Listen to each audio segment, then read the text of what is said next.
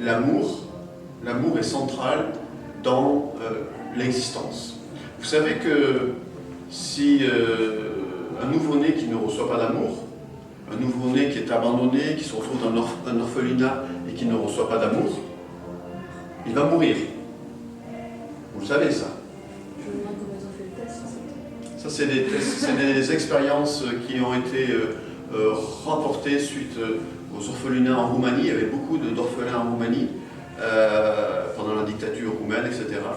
Et les enfants qui étaient seuls, qui étaient vraiment, dont on ne donnait aucun signe de tendresse, d'affection, etc., eh bien, ils dépérissaient.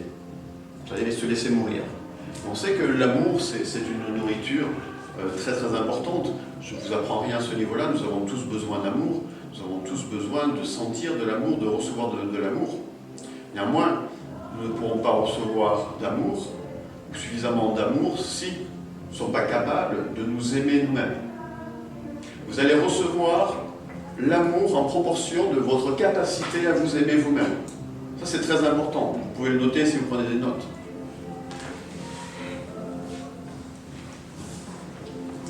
Si vous voulez, à un moment donné, être gâté en amour, au niveau affectif, au niveau tendresse, etc., ben, il va falloir faire le cheminement de l'amour vis-à-vis de vous. D'apprendre à vous aimer vous-même. Alors, on va voir comment ce soir. Ce qui est vraiment, avant de voir comment, ce que je voudrais vous dire, c'est que l'amour, c'est la force de cohésion de l'univers. C'est une force de cohésion, c'est une force d'attraction. Hein, l'amour, c'est ce qui permet en fait à nos cellules, à nos atomes d'être en cohésion. C'est la force centrale de l'univers. C'est une force d'attraction, c'est ce qui permet effectivement de réunir les êtres, de consolider les choses, de construire les choses. Ben, l'amour est à la base, bien sûr, d'un couple, d'une famille, etc., de la naissance d'enfants. Donc c'est fondamental, c'est la force la plus importante qui soit.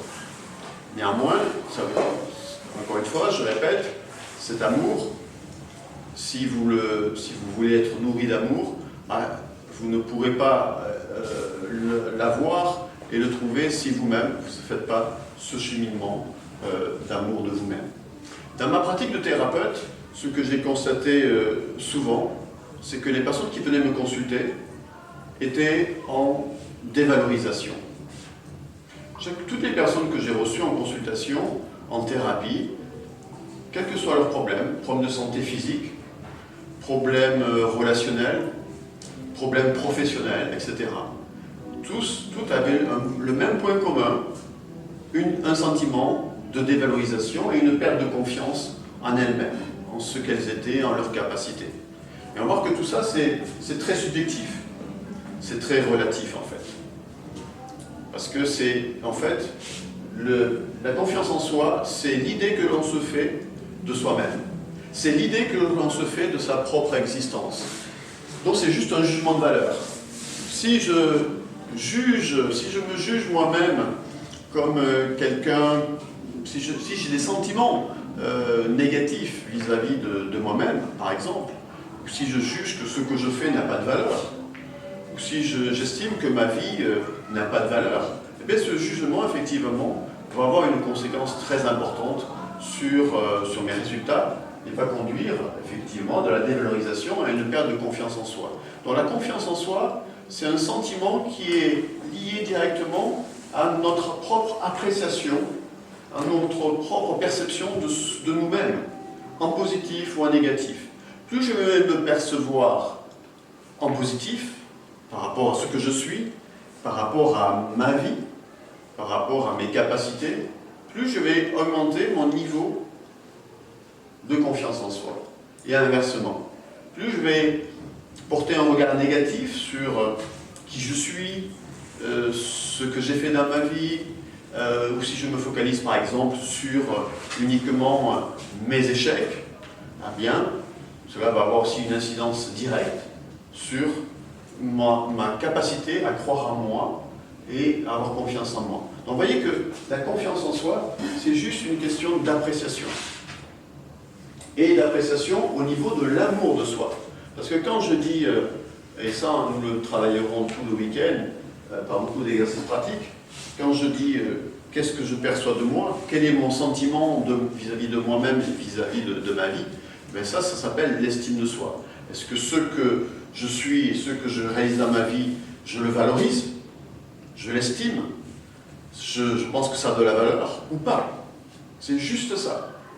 Si je pense que cela a de la valeur, alors effectivement, je me valorise, et plus je vais être capable de le faire de manière automatique, de manière systématique, et plus je vais effectivement grandir en estime, en amour de moi, en regard positif vis-à-vis de moi, et donc en confiance en moi. C'est juste ça. Et donc pendant le séminaire, j'apprendrai à tout un chacun à percevoir ce qu'il est et sa vie comme la meilleure des choses qui soit. Et ça, c'est ce qu'on apprendra pendant le séminaire.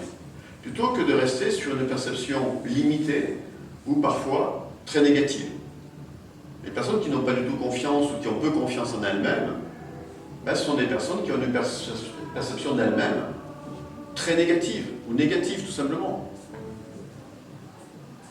Ou une perception de leurs propres résultats, de leur existence, est également négative. C'est-à-dire qu'au lieu de valoriser ce qu'ils ont fait, ce qu'ils ont réalisé dans la vie, ils le dévalorisent. Ou alors, ils sont juste focalisés sur un événement négatif.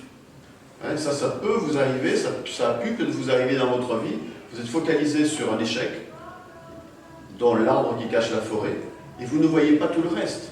Vous ne voyez pas, en fait, qu'au-delà de cet échec personnel, il y a en vous des capacités, une belle personne, des compétences, etc. etc. Moi, j'ai vu en consultation des personnes dont, quelque part, j'aurais pu envier toutes leurs qualités et leurs compétences, mais qui, pour elles, cela n'existait plus. Parce que suite à un échec, ben, c'était que cet échec qui avait de l'importance à leurs yeux, dont tout le reste, tout ce qu'ils étaient en bien, en positif, ils ne le percevaient plus. Et ils étaient en dévalorisation et en perte de confiance. Par contre, si vous êtes bien à l'écoute de ce que je vous dis là maintenant, vous comprenez déjà que chacun d'entre vous, vous avez des ressources. Et les ressources, c'est ce qu'on va activer aussi tout au long du week-end, c'est-à-dire, c'est tout ce qu'il y a d'extrêmement bien et positif en vous, tout ce que vous êtes déjà en termes de qualité que vous exprimez chaque jour, en termes de savoir-faire, en termes de compétences, et aussi au travers de tout ce que vous avez pu réussir dans votre existence. Et vous avez chacun, chacune, un parcours avec des réussites, par exemple. Et bien ça s'appelle des ressources, on utilise ça en sophrologie, des ressources qu'on va activer pour renforcer justement le niveau, votre niveau de confiance en vous.